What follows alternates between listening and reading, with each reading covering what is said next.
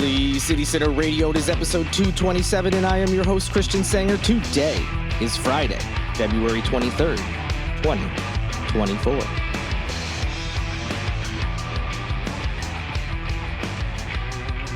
Welcome back, or welcome for the first time to Holy City Center Radio, your podcast all about what's going on in Charleston and the state in general. I hope you all had an awesome week and you've got an amazing weekend ahead of you. I am very excited. I have finalized my birthday plans. I've decided to go to Atlanta. Yes, I'm going to head on over to Georgia, celebrate my birthday this weekend in a city that I really enjoy going to and haven't been to in a handful of years now. I think pre-pandemic was the last time I was there. So I'm very much looking forward to it. All sorts of fun things to do there. And I'm very excited. And I'll be sure to report back on anything fun I did in case any of you are thinking about making a trip. Maybe there's some things I end up doing that you would be interested in. So I'll be sure to report back. That won't be until Wednesday's episode.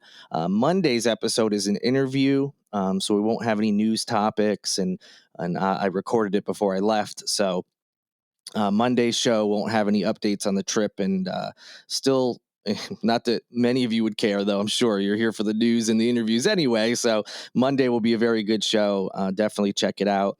And then on Wednesday's episode, I will, for those who are interested, just give a little recap of what went on in Atlanta. But I'm very much looking forward to it. Never excited to turn a year older, but, just going to enjoy my time there, relax as much as I can, try not to do too much work, although that's tough for me. I'm always plugging away at Holy City Center, but we'll hopefully get some, at least a little time, a little break and get some relaxation in. So looking forward to it. Whatever you end up doing this weekend, I hope you have a blast. Be sure to go to holycitycenter.com and then click on events where you can see what's going on in town in case you need some plans. But without any further delay, let's get into the latest news. We've got a nice little mix of things here. And I think, especially this first story, a nice change of pace from the typical politics and crime or whatever else we're talking about. This is a fun one that I think some of you will be pretty interested in.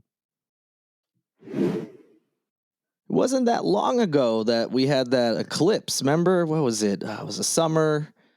And it was during the middle of the day, and it was wild to just be out there, and it just all of a sudden become really, really dark for a little bit. Remember, that was a lot of fun. Well, it's not quite a full eclipse that we'll be seeing, but the moon will darken the skies across South Carolina pretty soon. April 8th, there is going to be a solar eclipse.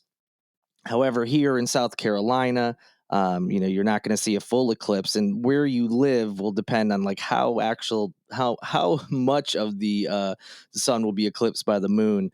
But Charleston should have a decent amount of coverage. So to get a little dark randomly, I'll get into the details of that here. So a total solar eclipse is going to be occurring over a good chunk of North America on April 8th. And this will actually be the last one to happen across the continent until 2044 and 2045, which just sounds ridiculous to say out loud. So this is a last chance for 20 or 21 years before the next one will be visible. So be sure to get out there and check it out. Now, South Carolina, like I mentioned, nowhere in the state will there be a total eclipse. However, there is a chance that you'll see, depending on where you live, a near total one. And also, of course, it depends on the time of day. Now, the last time that we had a total solar eclipse was back on August 21st of 2017.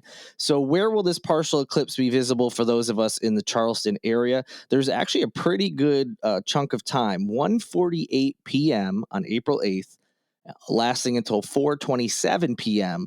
On that same day. So just shy of 3 full hours where there'll be a partial eclipse going on. Obviously, depending on the time in the movement, it'll be darker depending on when you're able to get outside or what have you. The Charleston area is expected to have a sun obstruction of 69.80%. So nearly 70% of the sun will be obstructed by the moon's shadow. which will be, pretty significant. Not a total eclipse, but pretty close to it. So again, April 8th from 1:49 p.m. to 4:23 p.m., you'll see some version of the partial eclipse. But the point where most of it will be covered will be 3:08 p.m. So just keep that in mind. The link in the show notes will have that information in case you want to write it down, save it for later, since we're still a couple months out from that April 8th date. And of course, for those who don't remember or just don't know, if you look at the sun without proper protection, even if it's brief, and even during the portion where it's blocked by the moon, it can still permanently damage the retinas of your eyes. So you want to be using, whether it's glasses, there's some homemade things that you can do. Again, some of you may remember this from that total eclipse back in 2017. Um, but again, the link in the show notes will have those details. You don't want to be just staring up at the, again, even if it's brief, even if it looks like the sun is pretty much covered, it could permanently cause damage. So be safe, get some solar glasses, or work on one of those homemade contraptions. The American Astronomical Society has a list of vendors that are currently selling safe solar glasses. If you want to get one, I'm sure you could just Google it, but if you want to get one that the pros say, hey, this is legit, that's what you want to check out. Again, link is in the show notes.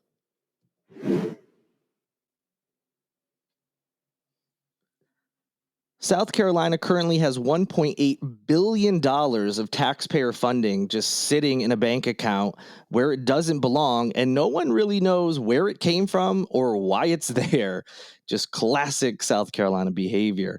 So the elected officials in charge of managing the state's finances, like I said, they don't know, or at least haven't said, if maybe they're just keeping quiet, where it was supposed to go after it went unaccounted for more than 5 years. So, of course, lawmakers are now demanding answers, some of them saying that the state treasurer, Curtis Loftus, in the office of the state comptroller general, should have addressed this extra funds much earlier, and returning them to where they should belong, if they even know where that is. These mystery funds are part of that ongoing fallout. You may remember this, of that $3.5 billion accounting issue that went unchecked for a decade by the state's top accountant. The error was found in late 2022 by a junior staffer. So you may remember that whole debacle. Apparently, this is related to that. Now, the comptroller general was Richard Ekstrom. And if you don't remember, he ended up getting stripped from office because of this issue. And if he, hadn't left, he probably would have been kicked out anyway, and led to an investigation into South Carolina's financial issues within the agencies that are supposed to be in charge of the finances.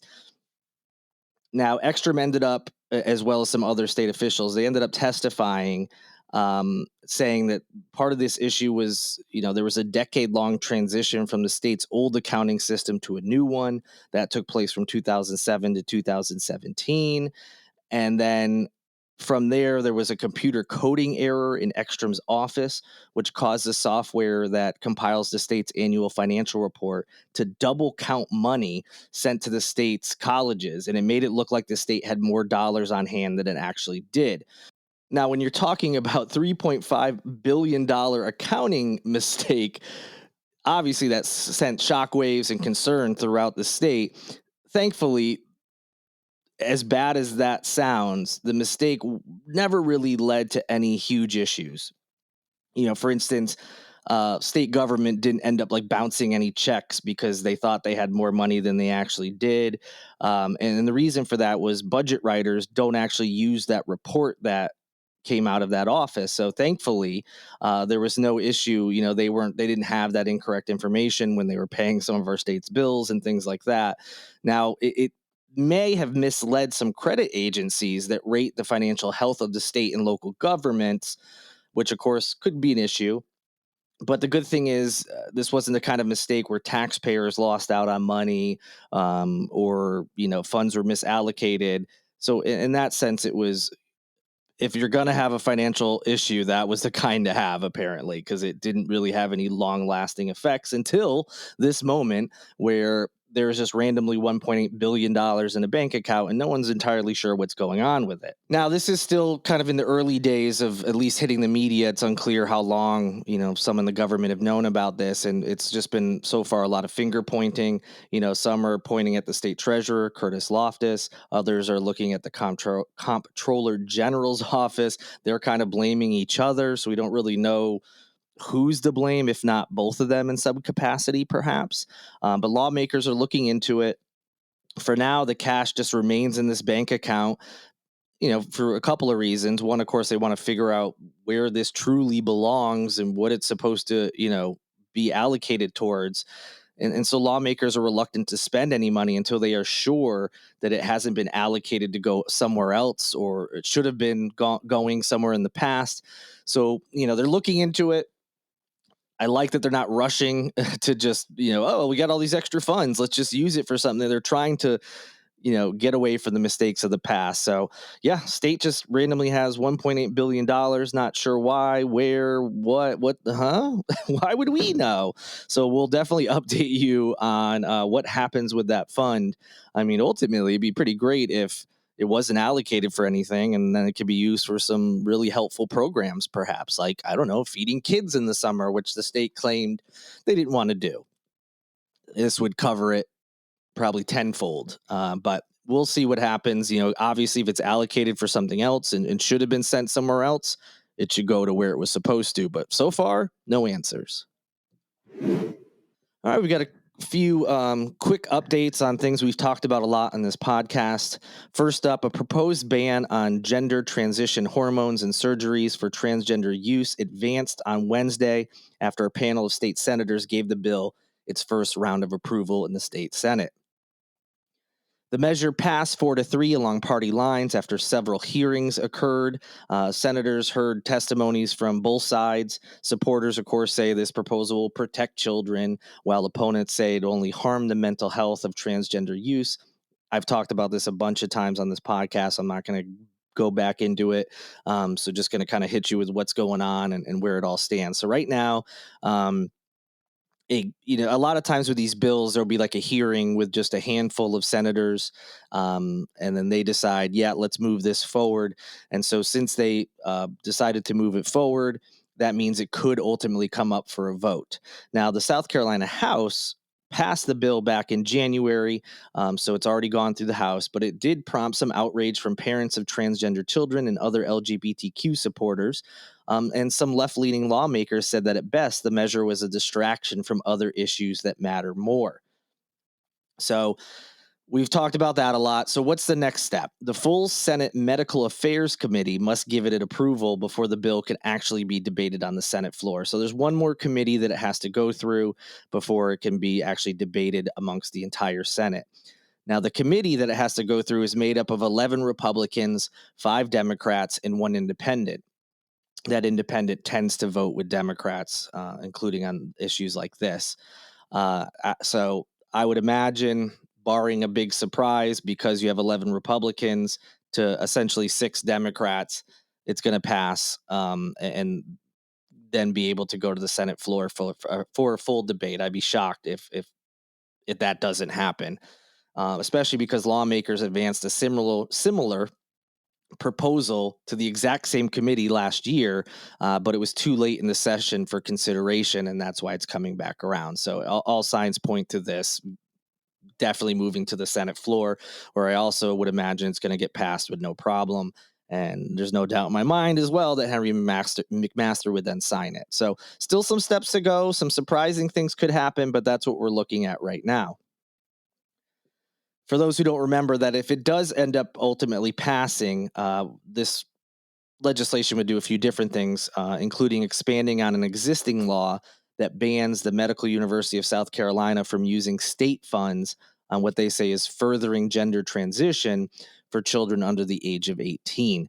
The reason that MUSC is specifically mentioned is because it is a state institution. They receive state funds. So that's why that they're included in this piece of legislation. So again, still some steps to go in the process, but it does appear to be on its way to being passed. We haven't talked about January 6th in a while, but every once in a while, a story will pop up where a South Carolina resident details from their convictions for whatever their role was on that day, will be unsealed, or details will come out, or a plea deal is reached. As some people are still waiting for their court cases. And that was one of this week had one of those instances. A former police officer from the North Charleston department was charged with three misdemeanor crimes tied to the January 6, 2021 assault on the U.S. Capitol. The man's name is Thomas Edward Blackwood. He was named in the criminal complaint that was originally filed under seal in U.S. District Court in Washington. However, the case was unsealed on February 20th, which is why it was just getting out in the news. The complaint accuses Blackwood, whose age was not available to media, of knowingly entering or remaining in a restricted area, disorderly conduct in the Capitol, and parading, demonstrating, or picketing in a Capitol building. You can visit the link in the show notes for more details about what all that means if you're a little confused. But yes, a former North Charleston police officer was charged with three misdemeanor crimes related to the January 6th assault on the U.S. Capitol. Another update to a story we previously talked about. Sullivan's Island, their town council accepted Police Chief Chris Griffin's resignation from the police department's top position on February 20th. But, he's not leaving empty handed, as the Post and Courier put it, as council approved a $10,000 payout for the police chief. So they accepted his resignation. He gets a $10,000 payout, and that's the end of his tenure with the Sullivan's Island Police Department. Council members heard from legal counsel prior to accepting the resignation. That happened in an executive session, and it all revolves around an investigation of a complaint against Griffin. I mentioned this on a previous podcast. It's not the first complaint against him. A previous one seemed to find that there was no wrongdoing on his part and didn't ultimately really go anywhere. This one, it seems like perhaps whatever this complaint is, and the media and the public has not been made privy to what exactly the complaint is. This one may have had legs because his initial punishment, if you want to call it that, was more severe than the last time he had a complaint against him. There's things like being put on paid leave, but this time around was unpaid leave, so that kind of raised flags. And the fact that he has tendered his resignation and then it was accepted, that also makes it seem like there may be some basis to whatever this complaint is. But that's speculation on my part. We have no idea what exactly the complaint is, or if it's going to continue to be investigated moving forward. We really don't know. Now, after they returned from the closed-door meeting, council unanimously voted to accept the police chief's departure. They also voted in unison on that $10,000 payout as well. And Deputy Chief Glenn Meadows was named the police chief effective immediately. Meadows has over 40 years of experience in law enforcement. Going back to Griffin, as I mentioned, he was placed on administrative leave last month pending a personnel investigation. That's all we've really been told, it is personnel related, but who knows what exactly that means. So I was curious how this whole thing would play out. There wasn't a lot of details, but ultimately, police chief in Sullivan's Island has decided to resign, and now Glenn Meadows will be heading up that department. And our last story, not so much an update, but it is something we've talked about a lot, which is teachers here in South Carolina and what they're being paid. And there's been different things that have come up, proposals about pay raises and things. Well, the latest update is members of teachers groups are praising efforts by the South Carolina House Ways and Means Committee to work on getting them more money, which will ultimately, hopefully, reduce shortages that we're having amongst educators. And also this will help improve recruitment and retention, obviously, because they could be getting paid more than some other areas. On February 21st, the committee proposed increasing the state's base minimum teacher pay to $40,000 a year. That would be $4,500 over the current statewide minimum and a $20,000 increase compared to starting salaries 10 years ago. This is all according to a statement from the Palmetto State Teachers Association, which is one of the state's largest teachers groups. For the first time, the budget would also raise statewide minimum pay for educators with a master's degree to over $50,000. So, good to see that the South Carolina House Ways and Means Committee is trying to increase pay in any capacity for our educators. Obviously, this isn't a done deal yet. Just like all the other legislation we talked about, it works its way through different committees and then has to be approved by both sides of the legislature and signed by the governor, and et cetera, et cetera. But a good sign that it appears that at least a section of the House is working towards a pay raise for our educators. I would hope that this continues to move forward and move forward quickly, and so we can start getting some of the teachers in the state some better pay. That'll do it for this edition of Holy City Sinner Radio. I hope you have an amazing weekend. Get out there, have fun. If you need some plans, head to the website and click on events, see what's going on in town. Thank you so much for listening. If you like this podcast, appreciate what we're doing here. There's all sorts of ways you can help out. You know the normal stuff: rating, reviewing, liking, subscribing, but also sharing the podcast with friends, family, anyone who may want to listen. I greatly appreciate any efforts you take to help other people start listening to the show. You can also go to patreon.com/Holy City Sinner and sign up for one of the support tiers. And any kind of interaction you have with holycitycenter.com, the podcast, the social media channels, even if it's just a like or a retweet or whatever it may be, all that stuff helps. So, it doesn't have to be a money contribution like you would through Patreon. There's all sorts of ways to help out that are free. And I greatly appreciate everyone who takes the time to do those things. I also appreciate and need to thank my producer, Lindsay Marie Collins, who produces this in every episode of Holy City Sinner. As well, the same goes out to Tyler Boone, whose music you hear in each and every show. Have a fantastic weekend. Remember, Monday's show will be an interview that you don't want to miss, so be sure to subscribe if you haven't already. And then we'll be back with a typical show, news stories and all that good stuff on Wednesday. I hope you have an amazing weekend. When you hear from me on Wednesday, I will be technically, when you hear from my voice on Monday in the podcast, even though I recorded it beforehand, I will be a year older and hopefully have a fun weekend. I'm looking forward to it. So I hope you have a fun weekend as well. Hopefully you're looking forward to Monday's show. But until then, good night and good luck.